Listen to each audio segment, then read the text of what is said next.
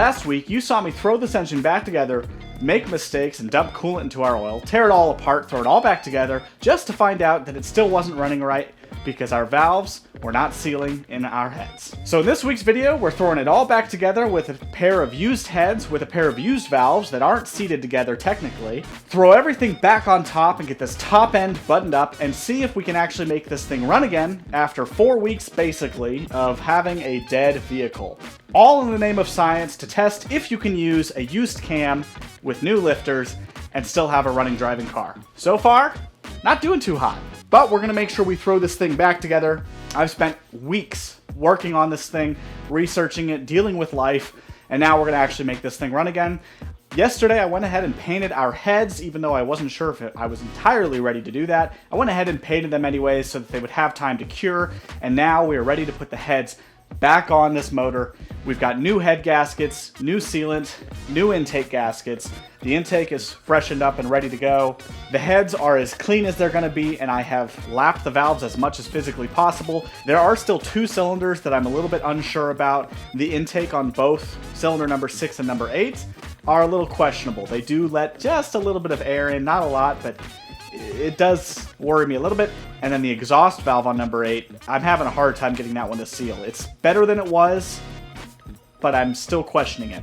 Even after all that, we should still have much better valve sealing across the rest of the cylinders, so hopefully that makes up for it. And then we have our adjustable rockers now so that we can actually use adjustable rockers with the correct push rods and not have valve leakage from the non-adjustable rockers.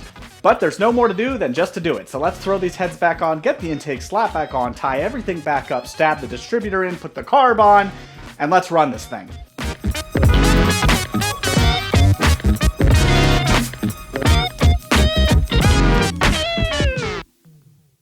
Now, unfortunately, I didn't expect this thing to take more than a week. In fact, I actually didn't expect it to take 4 weeks, but it has.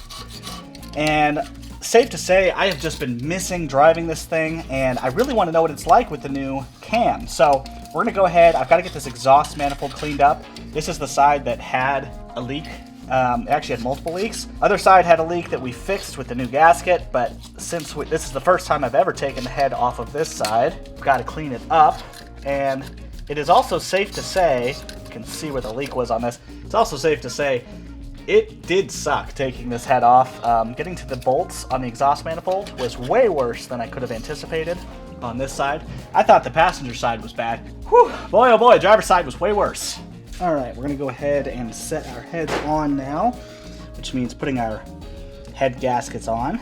So we've got our dowel pins in place, and we're just gonna put on our head gaskets. Now, I do have one gasket copper coated, painted in copper sealant, and not the other. And that is because my can stopped spraying. That's really all there is to it. I would do both. Now this isn't entirely necessary, but the reason that I wanted to do it at least on the one is because one of the heads does have a bad spot that I'm not in love with. It does need to be milled. I did check warpage. I just did that actually, and they're within spec, close enough. So they should be fine, but I ran out of the copper spray, so only one gets it, and the one that needs it is what's gonna get it. But we are basically ready to set these heads on now. Now, when you put on these head gaskets on FE, the blocked port goes towards the front. Basically, they make them so that they cycle through the back towards the front, so the blocked off water port goes towards the front. And they are labeled, but you know, just in case you didn't know. Now, there is still a little bit of coolant in our lifter valley that I want to make sure I pick up, because we don't want any of that in our oil. And I got to remember to crack our drain plug too. But anyways, these heads are as ready as they're ever gonna be. Oh great, now I gotta clean it again now, because I just messed it up.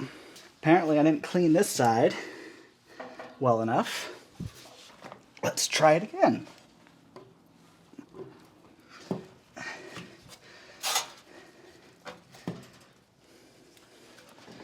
All right, set on there.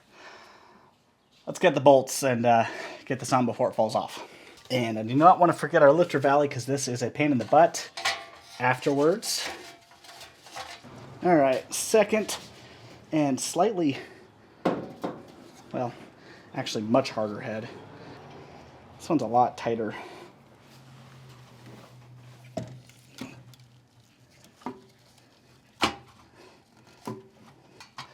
Nice and smooth.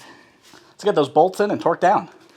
Okay, so we've got the heads torqued on. I went ahead and just went to the specifications that are in the service manual, which is 90 foot-pounds total, but basically they say step it up 70 to 80 to 90 immediately instead of starting lower.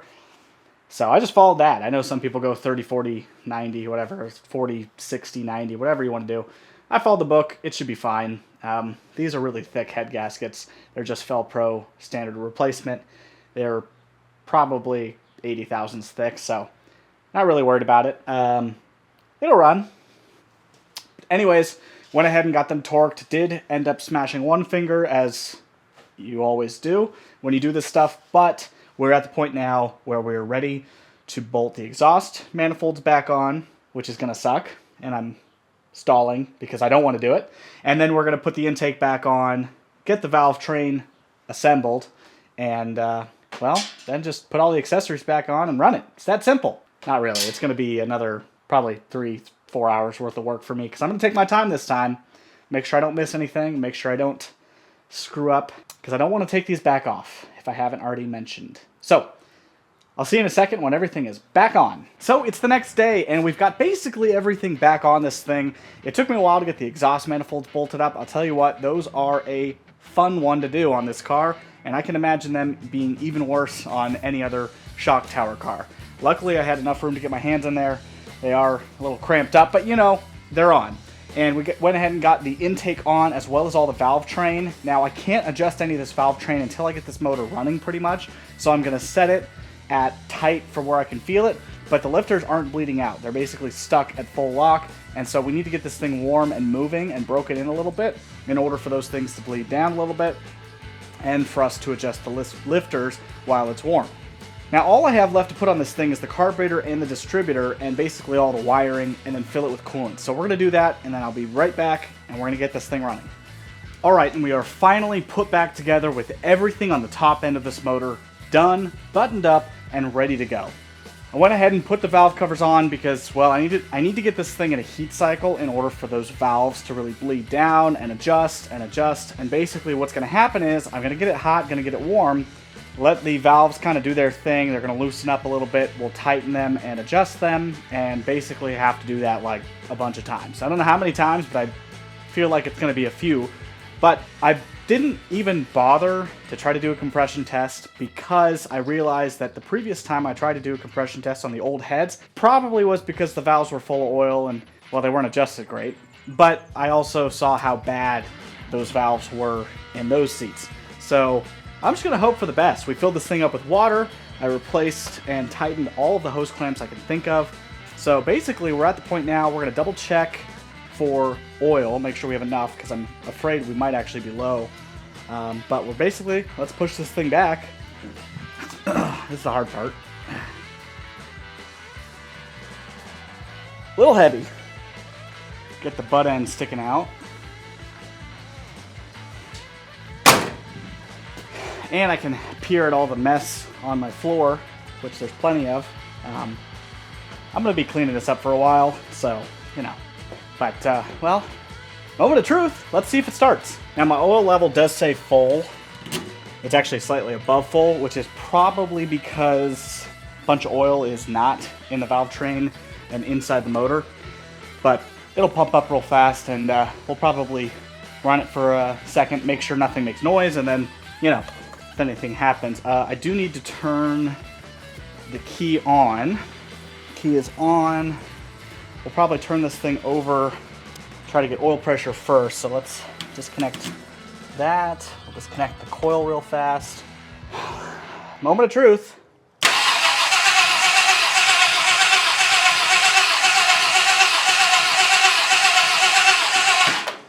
Check if it has oil pressure.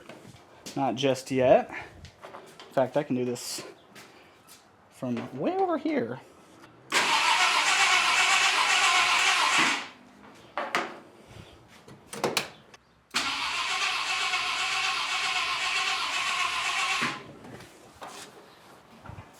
Okay. All right, we do have oil pressure. Just took a sec to get there, but, well, let's see if it runs.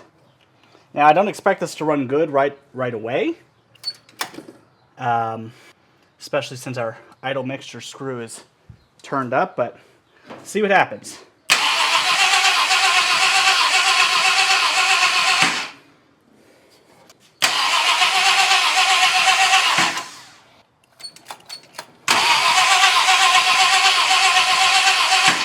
This should be getting spark. Okay, we are getting spark.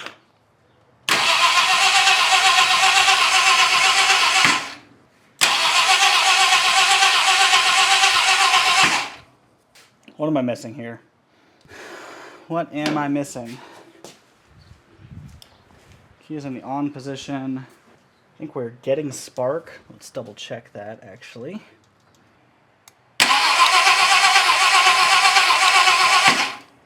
All right, we are definitely getting spark. Probably don't have compression, so might as well have lied. I'm just gonna do a compression test since clearly I have an issue. All right, let's see. Is our problem still compression? No. There's no way it's compression.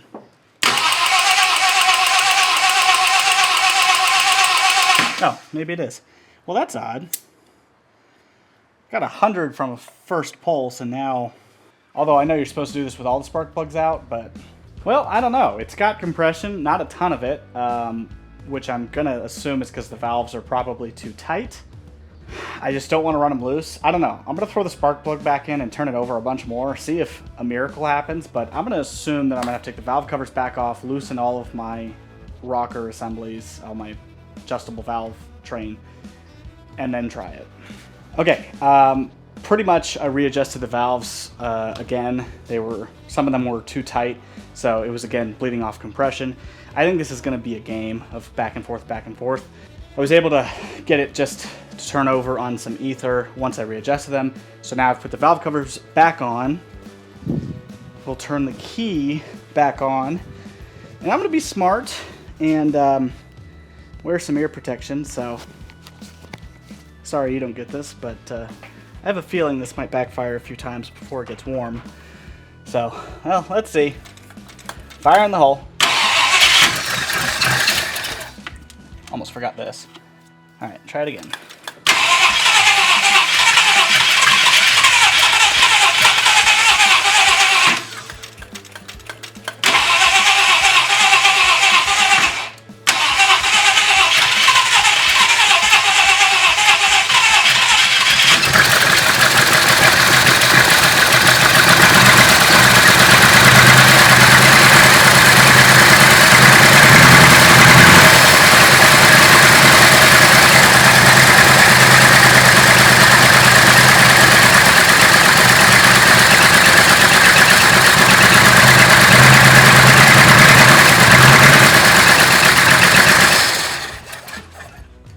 Brake booster, that's a big vacuum leak. Let's try that again. Might run a little bit better without this big vacuum leak. It is gonna smoke because it's gonna cook off all the new paint, but let's try it again.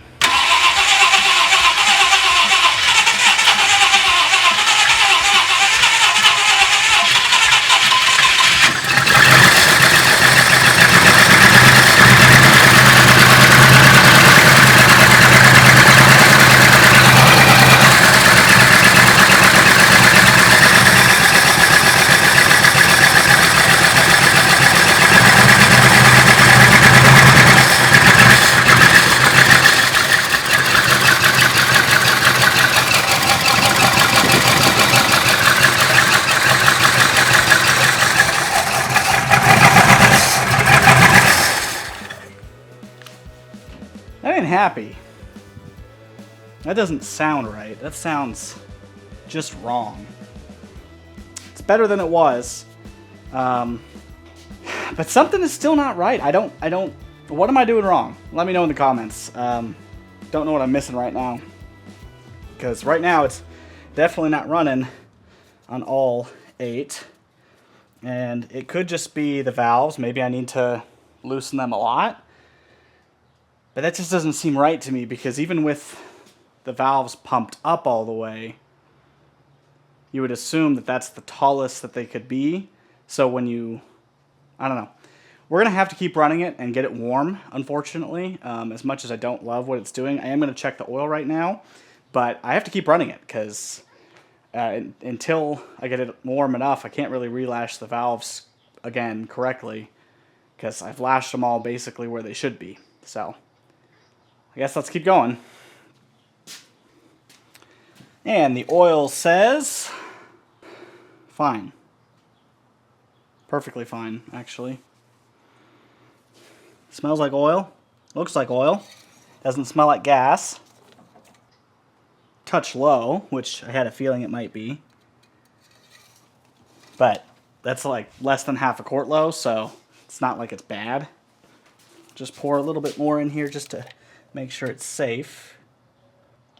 We'll say a lot of blow-by, and I'm kind of concerned if that's from the valve guides or what. Or if that is just crankcase pressure, and I don't know, but kind of a lot.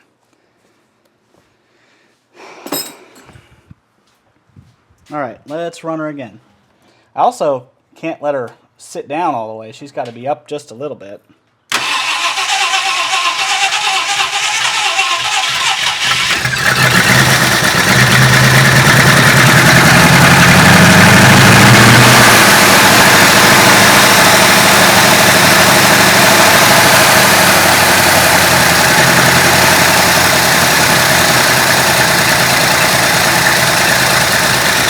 That's better.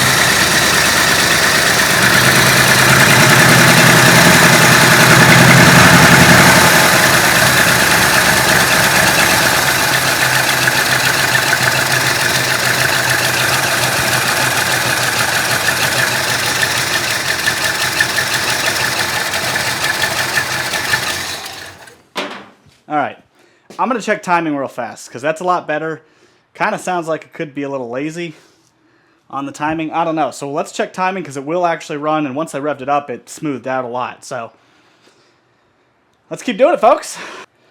This is going to be interesting. I don't actually know. Let's see if I can route this so I can hold it plugged.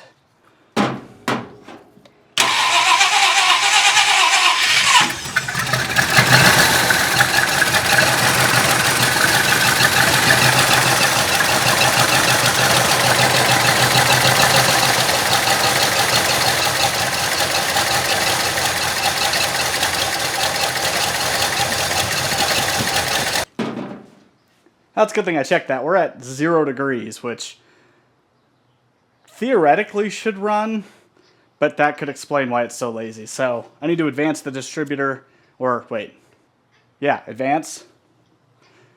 I need to advance it because it's at like 0. So we just need to put it closer to 12, which is where I run it normally. That's where it likes to run really smooth and have good response. It seems very lazy, which would make sense. So let's fix that. All right, let's see if that helped any at all.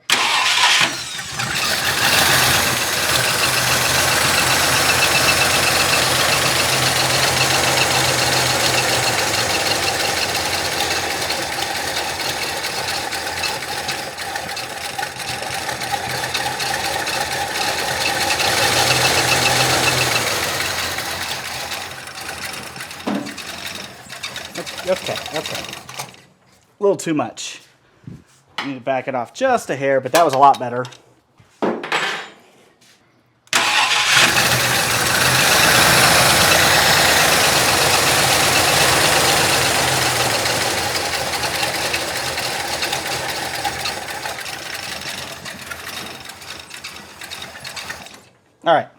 All right, that's basically right where I need it. It's around 12 to 13, maybe 14. Honestly, that'd be better. So, not going to hurt it or anything. But it's much closer now. It does seem happier there, although we still have... It's not running on all 8, which I need to figure out. I do think, more than anything, that's probably some areas of compression that we might need to test. So, I'll probably do another compression test all the way around once I get this thing warmed up. and we'll go from there. But timing is good enough,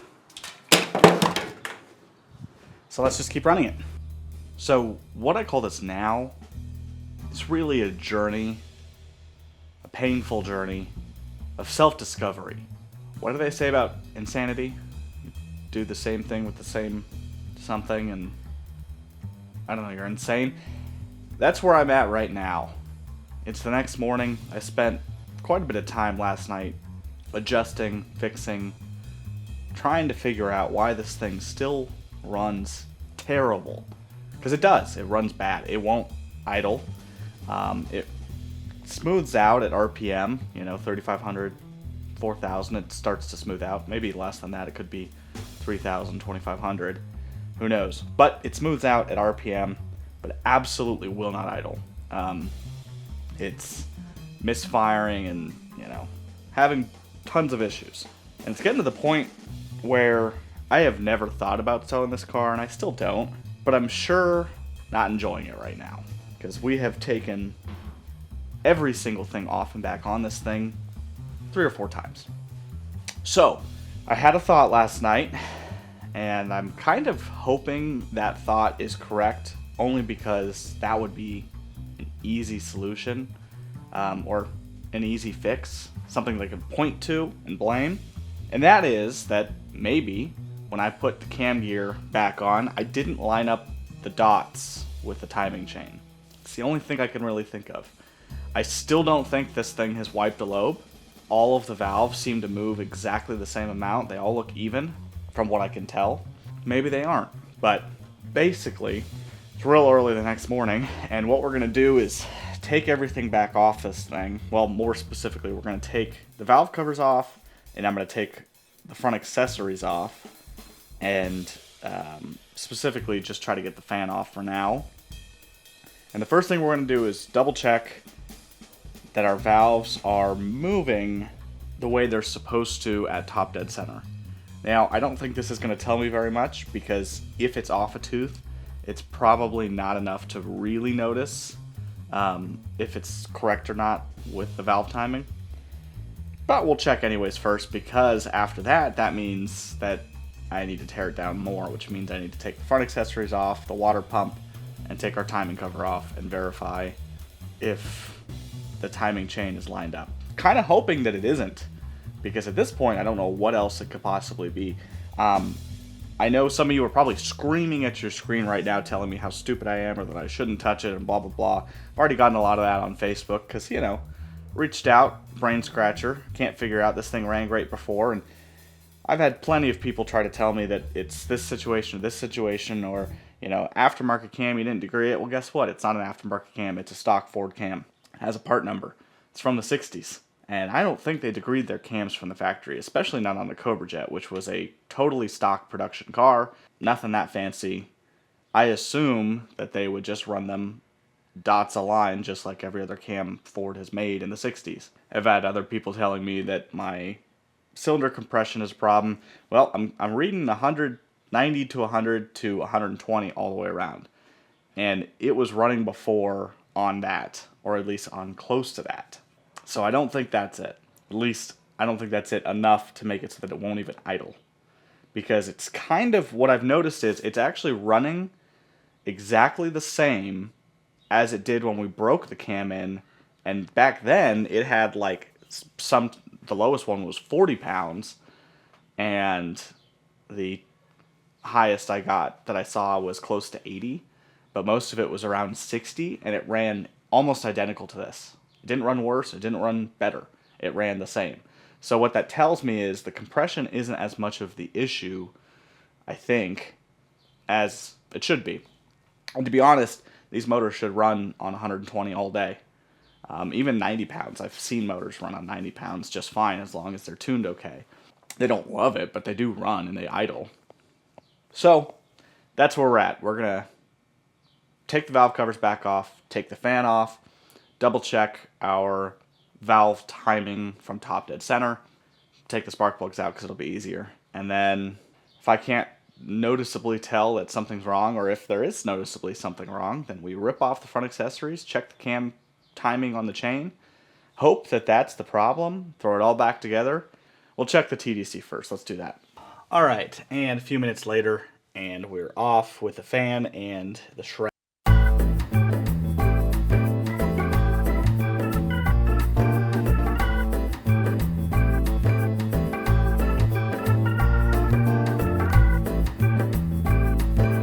Okay, so, been a little bit, but I went ahead and relashed everything, redid a compression test, and still only saw basically 100 to 120 pounds all the way around. There was, number one was 140, 145. I think potentially a fluke. I don't know. But what I did realize what I need to do are two things. For one, I need to double check that my balancer has not spun. That can happen on these old motors. They basically had a rubber ring that basically joined the balancer to the dampener, however you want to call it, or to the crank pulley part. It doesn't matter. They were joined by this piece of rubber, and over time, especially 60 plus years, what happens is they can spin. Now, I've had really good luck with mine, but I do live in the desert. It does happen. So what I need to do is put a piston stop in there to check exactly where top dead center is and double check that that lines up correctly on my balancer. And the way to do that is you insert the piston stop. You want it to go a little bit further so that it goes a little bit further away from where top dead center is marked. You mark where it is on one side, you rotate it around, mark where it is on the other, and halfway in between should be top dead center. And if that doesn't line up with your actual top dead center mark on your timing of your balancer, then it has slipped. So we have to check that. The other thing that I just checked, that I discovered, I went ahead and put a dial indicator, which I've never done this before, so, you know, science. Put a dial indicator on the rocker assembly, specifically on the number one intake, because I do have the specs for this cam, and the number one intake should be opening at around 18 degrees before top dead center. And according to my balancer, the second this starts to move, it's actually at about 32 degrees. Haha. So, if my balancer is not messed up, if the rubber ring is correct and the top dead center mark on there is correct, or the zero mark is correct, then we for sure know that our cam either has well, actually, no. We just know that the cam is not in time and that something is messed up somewhere because it should be opening at 18 degrees, according to the internet, which you can take that with a grain of salt. But that's what's happening. So right now, if I'm doing this correctly, which you can tell me if I'm not in the comments, it's going to be a very interactive video, folks. You get to leave me all these sorts of comments on how stupid I am and how dumb I am and how I'm doing this wrong, and I'll read them all. But basically, that tells me that something's off if our balancer is correct. So we're going to check that now. Well, folks, you know what they say. You got to know when to hold them, you got to know when to fold them, and you got to know when to walk away. Now, I'm not walking away from the car, but let's just explain what happened. So yesterday, I went ahead and tore apart the entire front of this motor, thinking positively that I did not wipe a cam lobe because I was getting basically the exact amount of valve lift I needed off of my intake valve within 0.003 of what it should be, which I can chalk that up to lifter preload and rocker looseness because I was measuring at the spring. So within 0.003 of the lift is pretty close. So I had come to the conclusion that when I found top dead center, which I did verify that my balancer was correct with top dead center using a piston stop, I realized that the whole front of this motor needed to come apart because I put the cam in wrong. And I timed it incorrectly, and it's in there slightly advanced or retarded, who knows. And so that's what I did. And I tore apart the entire motor. And I got it broken down just to find out, oh no, my cam was exactly where it needed to be. It lined up dot to dot just like how I'm supposed to, just like it's meant to be. So then I thought, that's really weird. Because I know that this cam seems to be opening later on my balancer, which I tested also before. Spun my balancer around, and based on the cam specs that are provided via the internet, which I did find a solution to not knowing if these cam specs were true or not. Turns out the Ford Muscle Parts book actually has the cam specs listed in the book, and they match exactly what's on the internet. So the cam specs are out there, and this is via Ford, circa 1969. So these are their cam specs. And the intake opening is supposed to happen 18 degrees before top dead center on this cam, on the C60Z-B cam. What I come to find out is that mine is opening 45 degrees. I don't know if it'll focus there. 45 degrees before top center, by using a degree wheel. Lined it up. Basically, I degreed my cam. Spun it around and found that my cam was severely advanced. Now, I don't know why. I don't understand how this is possible and how this could happen, but then I went and checked the exhaust, and same thing with the exhaust, we were advanced. Now, the exhaust was not advanced as much according to my specs. It was only about 17 degrees advanced, whereas the intake was basically 27 degrees advanced.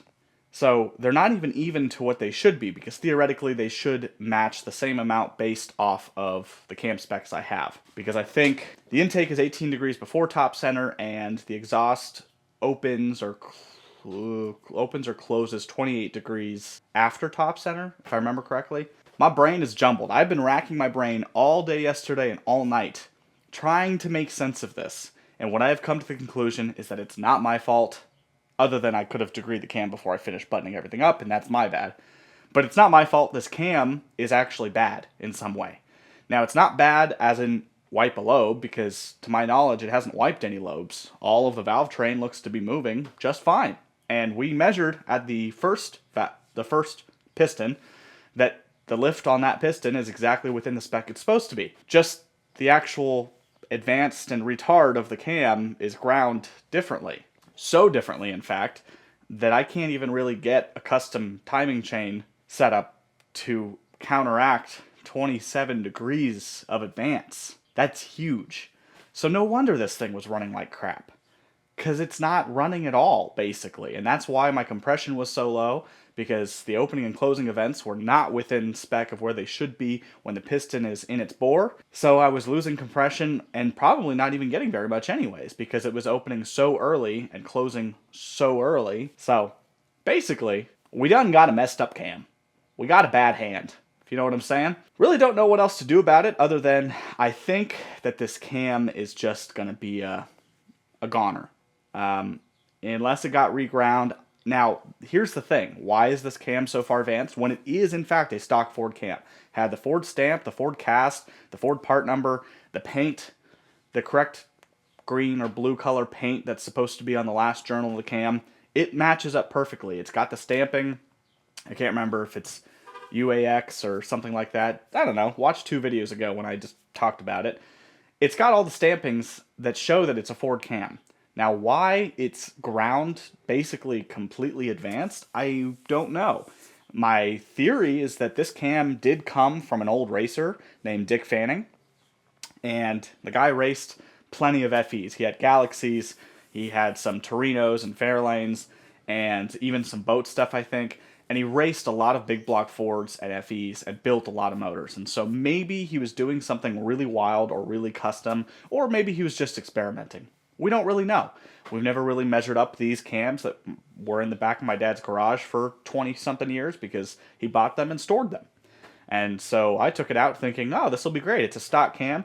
Looks like a totally perfectly good used cam because it didn't have any wiped lobes when I put it in. Turns out I was wrong. So, moral of the story is, sometimes you just can't win. What I am going to do right now is I'm going to double check for the millionth time that the degrees are as off as they are, and I'm actually going to look for my intake lobe separation, my LSA, my lobe separation angle, because I want to double check where it is. I have an idea of where it should be, but I want to make sure it's as far off as I think it is, because in theory it should be 17 to 27 degrees, somewhere within that range, advanced of where, in theory, it actually should be.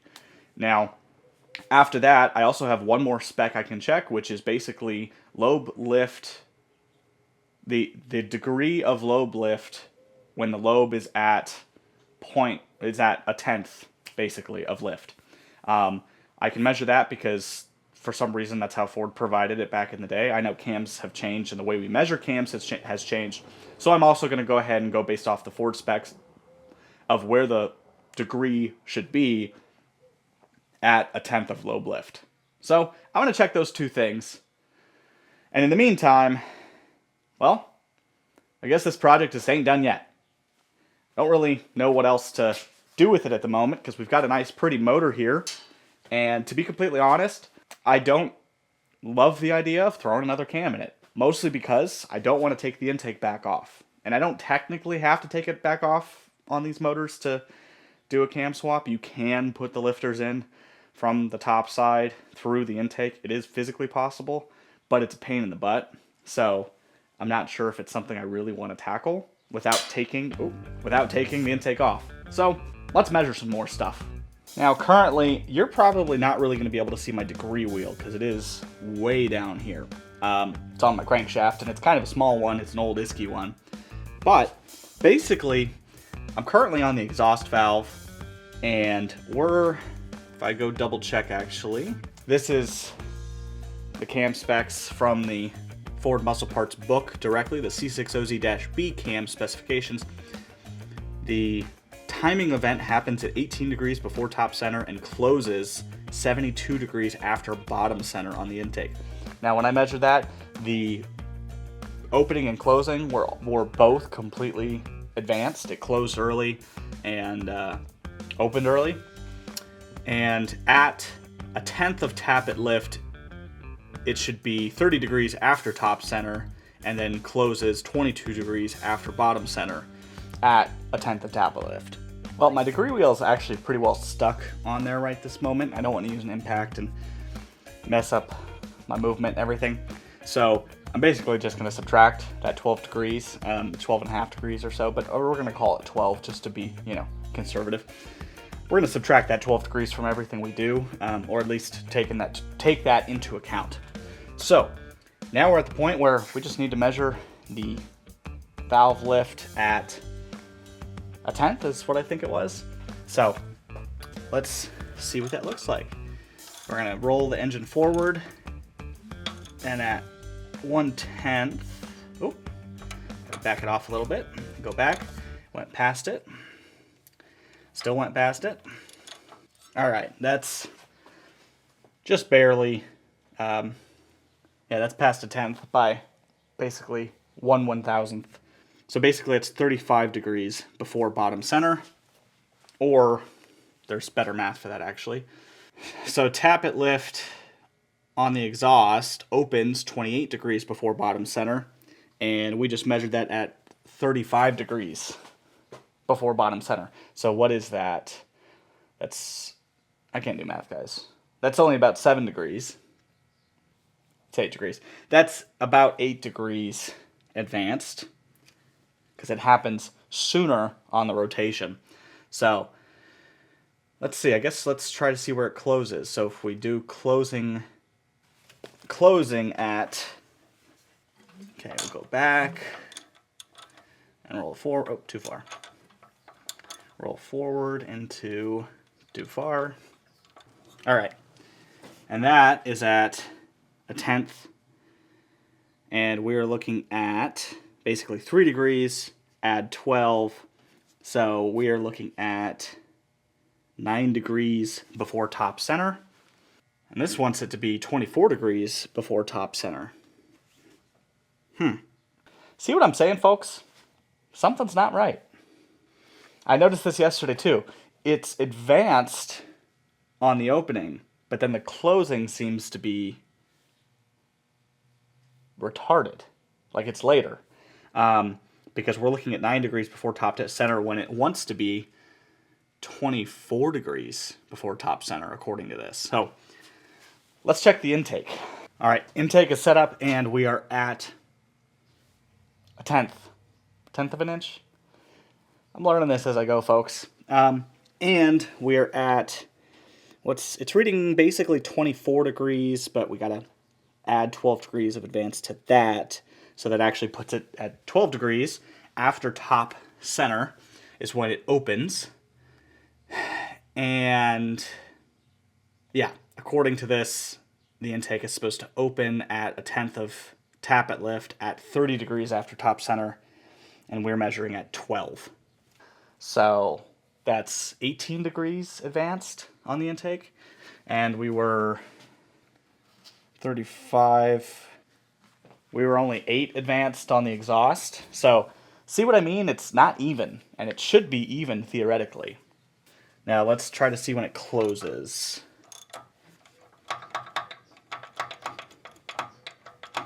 Oh, too far. There it is, right on the money. And we're looking at 53 minus 12, 41. So we're looking at 41. And it should be 22 degrees after bottom center. So again, the duration on it is significantly more. So not only does it open sooner, but the duration is significantly more too. What these numbers mean, folks. But to me, it sounds like somebody was adding early duration. Someone was adding... Sounds to me like someone was regrinding this crank for something. Or they were messing on it. Or they weren't finished grinding it now. Maybe it was not being finished. Maybe it was an unfinished cam. I don't know. But that to me seems like a problem. So right now I'm going to double check the lobe separation angle on the intake, which is nice and easy. Because all we have to do is roll it to its peak. And we're going to roll it forward to 20 one way. Take the measurement there. And remember, this is going to be after top center. So we're at 160 on the through side. And we're going to go back and roll back up to that mark. And we're looking at 96. So 160 and 96, which you just divide by 2.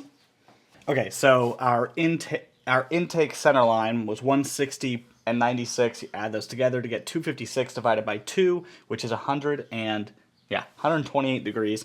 Now we need to do the exhaust to find our lobe separation angle. All right, folks, so I'm figuring this out as I go. If you can't tell, but for the exhaust, I got 142 degrees and 78 degrees, which equals 210. Divided by 2, which is 105 degrees. Which 128 degrees, 105 degrees, the difference is going to be 23 degrees, which is odd. That's 12.5 degrees. Working in close numbers, folks, so I could be off a hair. But 12.5 degrees, which we can just add back to the 105, which gives us 117.5, which could be plus or minus half a degree for, mistake's sake. Discrepancy, we'll call it.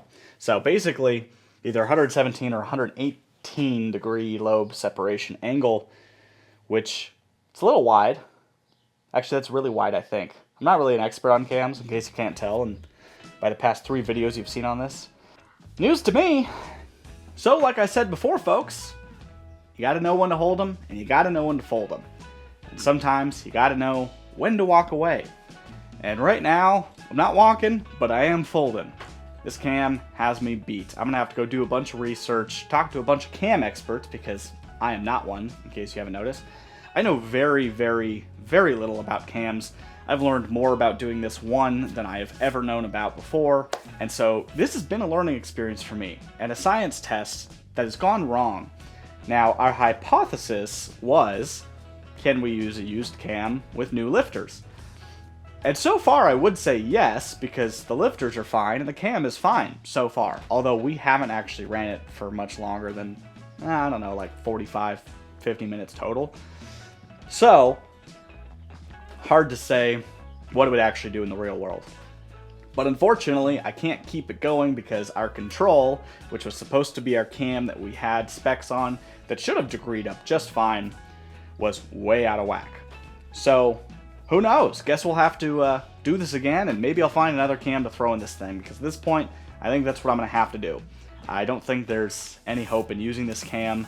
I would have to completely, I don't know, I'd have to advance the cam a lot to make it even usable, and even then, it's a really weird grind, clearly. So I keep doing this because I really don't know what to do. I don't even know what to say. But I guess I should just say thanks for watching. If you watched this far and watched all 3 of these videos, I hope you've enjoyed them. There will be more because we are not done with this 66 wagon. I am not finished trying to put a cam in it. And you'll see that here next time on Cherry Picking. If you like this video, please leave me a like, comment, subscribe even if you want to see more like this. And I appreciate every single one of you that watches my videos. It means a lot. I apologize that I'm not always getting them out as timely as I can. This stuff takes a long time. Life takes a long time and gets in the way sometimes, so you know how it is. And I appreciate you understanding that. So thank you again for watching. We'll see you next time with this wagon here on Cherry Picking. See ya.